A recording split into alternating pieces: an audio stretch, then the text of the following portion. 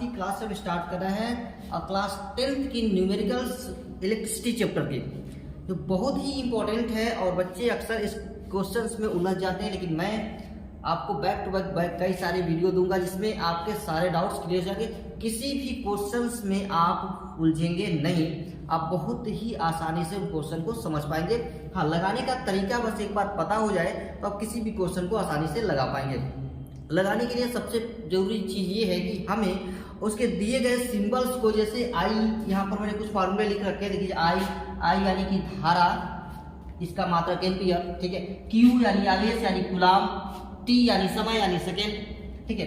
तो ये अगर चीजें याद है आपको तो आप पहचान अगर पा रहे हैं इस चीज को, ठीक है। इसका मतलब क्या होता है, आई का मतलब क्या होता है, क्यू का मतलब क्या होता है, एन का मतलब क्या होता है, एन यानी नंबर्स ऑफ इलेक्ट्रॉन्स, ई या इलेक्ट्रॉन पर आवेश जो होता है वो होता है, टी माने समय, ठीक है। तो अगर ये सभी चीजें अगर आप पहचान ले रहे हैं तो आप इजिली इस क्वेश्चन को सॉल्व कर पाएंगे, न्यूमेरिकल्स इसके लगा पाएंगे इलेक्ट्रिसिटी चैप्टर के। तो चलिए क्वेश्चन की शुरुआत करते हैं और मैं बहुत ही बेहतरीन आपको यहाँ पर समझाने वाला हूँ, एक एक पॉइंट को इजिली मैं आपको दिखाऊंगा, ठीक है। चलिए देखिए क्वेश्चन पहले पढ़ते हैं, पढ़ करके क्वेश्चन समझ लिए उसके बाद हम लोग इसको लगाना शुरू करते हैं। देखिए कह रहे हैं कि एक तार में 2.0 एम्पियर, एम्पियर यानी आई, ठीक है, आई बराबर 2.0 एम्पियर की धारा यानी एम्पियर को ए से भी डिनोट किया जाता है, ठीक है। तो तार में को होकर 20 मिनट में कितना आवेश प्रवाहित होगा, 20 मिनट यानी समय दिया है, टी बराबर दिया है 20 मिनट, ठीक है। इसको बदल देंगे हम सेकंड में, तो 20 गुणे होता है 60, 6 दूनी 12 यानी कि 1200 सेकंड, क्लियर। तो ये हमने लिख लिया। अगर ये आप पहचान पा रहे हैं तो आप इजीली इस तरह के क्वेश्चन को सॉल्व कर पाएंगे। देखिए आई दे दिया, टी दे दिया, आवेश पूछ रहा है यहाँ पर आवेश, तो आवेश का फार्मूला देखिए यहाँ पर लिखा हुआ है, ये आवेश निकालने का फार्मूला है। तो आवेश यानी Q बराबर आई टी, आई हमारे पास 2.0 है तो यानी 2.0 लिख दीजिए, और T कितना है हमारे पास 1200 है, तो ये 1200 है, मल्टीप्लाई 12 दूनी 24, तो ये आ गया आपका 2400 कूलाम आवेश प्रवाहित होगा 20 मिनट के अंदर। उस तार में 20 मिनट के अंदर अगर 2 एम्पियर की धारा बह रही है तो उस तार में 2400 कूलाम आवेश प्रवाहित हो जाएगा, क्लियर। ये क्वेश्चन आपको समझ में आ गए होंगे। अगर डाउट होगा तो कमेंट करके आप हमसे पूछ सकते हैं, उसे भी मैं बताऊंगा तो कहीं से भी आपको डाउट छोड़ूंगा नहीं, ज्यादा से ज्यादा मैं आपको बताने की कोशिश करूंगा, ठीक है। चलिए अगला क्वेश्चन देखते हैं हम। कह रहे हैं कि एक तार में, जैसे ये हमारे पास एक तार है, ठीक है, ये हमारे पास एक देखिए एक तार है, ये तार है, इस तार में 1 मिलीसेकंड में 200 माइक्रो कूलाम आवेश गुजरता है। इस तार में 1 मिलीसेकंड में 200 माइक्रो कूलाम आवेश क्या होता है, गुजर जाता है यानी चला जाता है। तो तार में धारा का मान ज्ञात कीजिए, धारा यानी I बराबर Q बटे T होता है, ठीक है। तो सबसे पहले हम लोग लिखते हैं क्या क्या दिया है, तो T बराबर दिया है 1.0 मिली सेकेंड।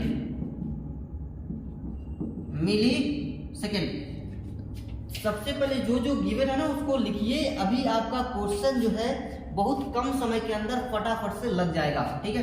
देखिए 200 माइक्रो कूलाम आवेश, तो कूलाम यानी Q दिया हुआ है, Q दिया हुआ है यहाँ पर, तो Q यानी कि 200 माइक्रो कूलाम,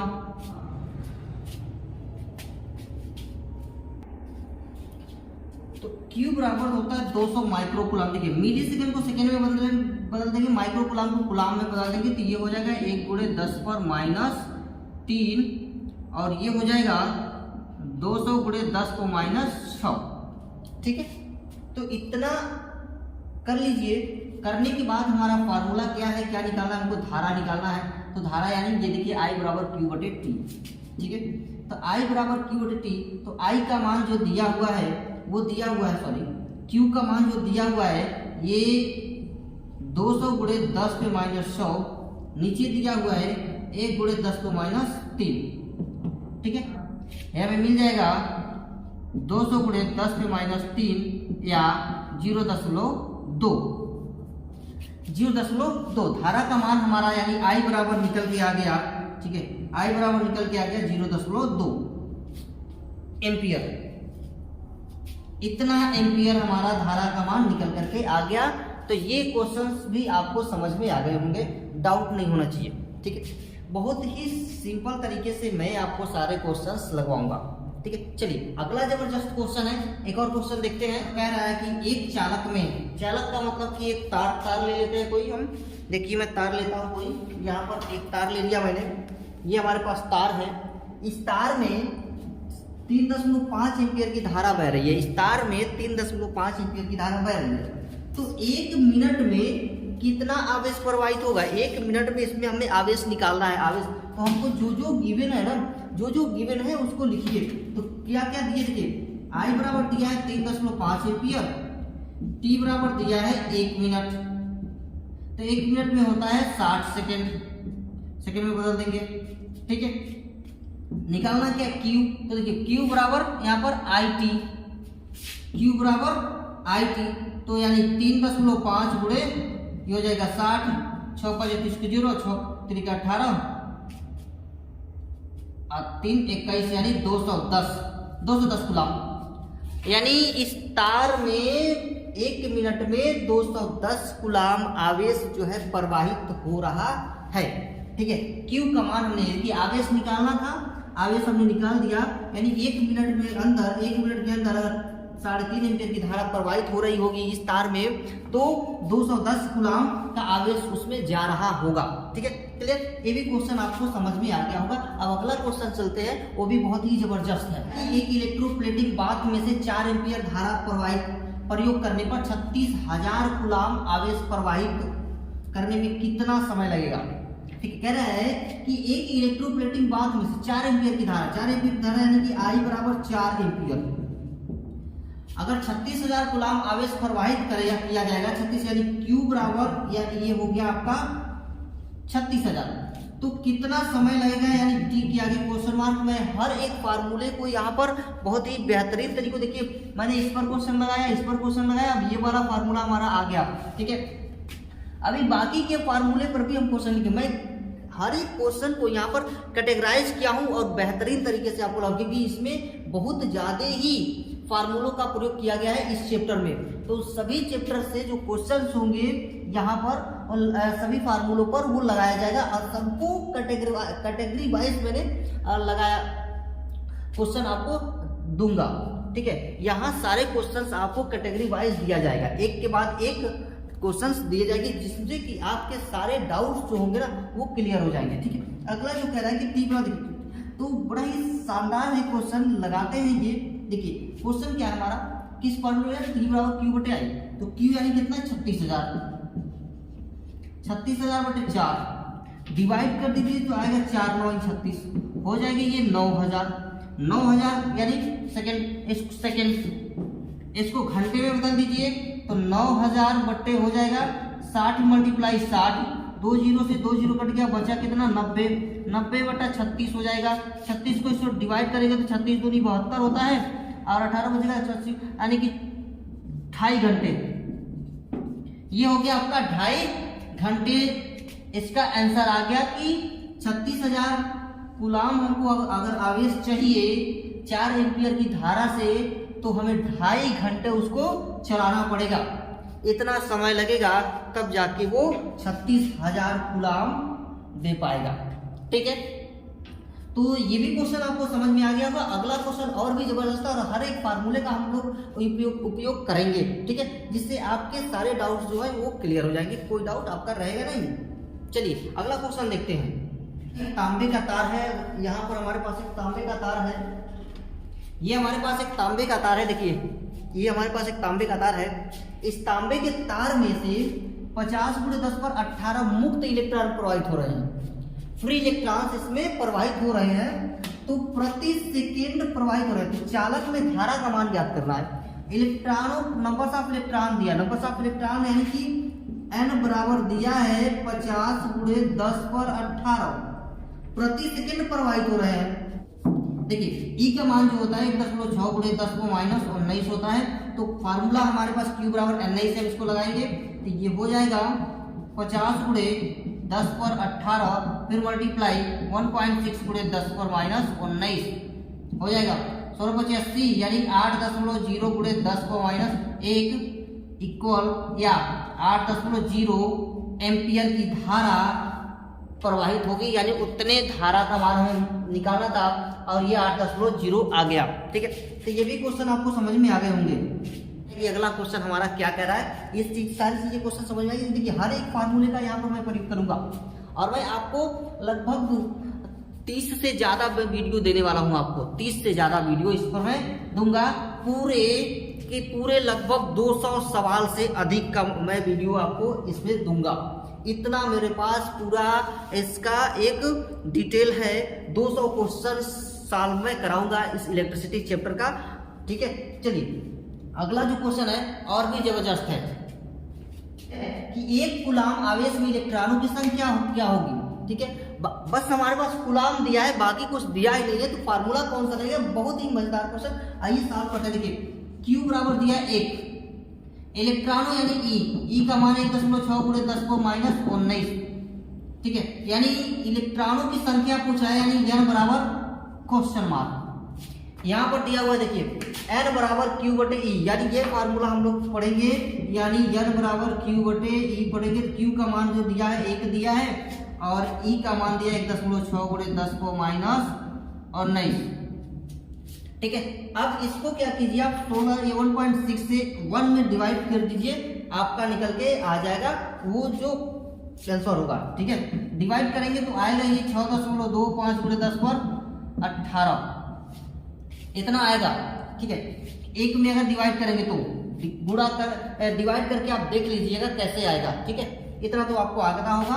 डिवाइड करिएगा, ऐसे कर दीजिएगा, यानी ये 16 लिखिएगा यहाँ पर और यहाँ पर 0 बढ़ाइएगा, 10 लगेगा, 0 बढ़ाइएगा, फिर 0 बढ़ाइएगा, 0 लगेगा। 16×5 होता है 80, सॉरी 16×6 96 होता है। ये घटाएंगे तो आप बचेगा 4, यहाँ 0 होगा। 16×2 32 होता है और ये बच जाएगा 8, 80 हो जाएगा। 16×5 80, यानी 625। देखिए 6.25 को मैंने उठा के उधर कर दिया। ठीक है, बस उसी को ऐसे ही किया हूँ। ठीक है, ये देखिए 6.25 × 10⁻18, यानी एक कूलाम आवेश में जो इलेक्ट्रॉनों की संख्या होगी 6.25 × 10⁻18। अगर एक बार किसी व्यक्ति को झटका लगता है लाइन की ना, तो इतने इलेक्ट्रॉन्स उसकी बॉडी में सर घुस जाएंगे और वो बेचारा उसके आंख का नाक से धुआं निकल जाएगा तुरंत ही। इतने इलेक्ट्रॉन्स घुसेंगे, बहुत तेजी से घुसेंगे, ऐसे करेगा वो। ठीक है, समझ में आया। चलिए अगला क्वेश्चन और भी जबरदस्त होने वाला है कि एक वैद्युत चालक में 4 × 10⁻19 इलेक्ट्रॉन प्रति सेकंड बह रहे हैं। वैद्युत चालक का मतलब कि हमारे पास ये एक तार है। देखिए ये एक तार है, इस तार में 4 × 10⁻19 इलेक्ट्रॉन 1 सेकंड के अंदर बह रहा है। तो चालक में वैद्युत धारा की गणना कीजिए, यानी I की गणना कीजिए। ठीक है, अब I की गणना करनी है तो सबसे पहले हम लोग लिख देते हैं 4 × 10⁻19 इलेक्ट्रॉन प्रति सेकंड बह रहे हैं, यानी n का मान दिया हुआ है, n बराबर 4 × 10⁻19। ठीक है, I का मान हमें निकालना है। I का मान पूछ रहा है चालक में वैद्युत धारा की गणना की I, और E बराबर होता है 1.6 × 10⁻19।